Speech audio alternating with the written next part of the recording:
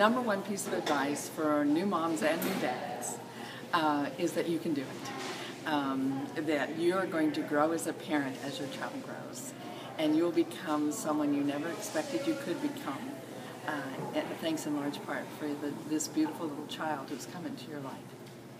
And when moms and dads feel so much pressure and go to the internet and see so many opinions and so many disparaging comments, yes, making them feel like they're inadequate, what would you suggest to them? First of all, I believe all of us need to look at where we came from. We all have a parenting toolbox up here, compliments of the parents who raised us, the community we grew up in, and the culture we grew up in. Some families, some parents grew up in a very wise and deeply caring family community, and they're lucky. The rest of us who grew up in not-so-functioning families, we reach in for our parenting toolbox, we pull out a hatchet, we make a mess of whatever we're trying to do. And then we start running to parenting books, and we read all these things on the blogs, and we take a technique from here. If it's in a book, it's got to be right. And an expert from afar, that's anybody over 100 kilometers, says it'll work, then it'll work. Wrong.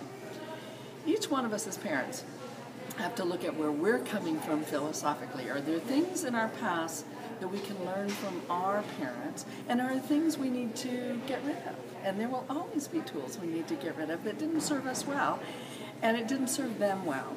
Our job is to be better parents than our parents were. It's called evolution. I told my own children that. But you need to know where you're coming from. I have 3 basic tenets. You don't have to have the same 3, but you have to know where you're coming from as a parent. 1, kids are worth it, and I believe most of us believe that, because we're certainly not in parenting for the money, or somebody forgot to tell you something.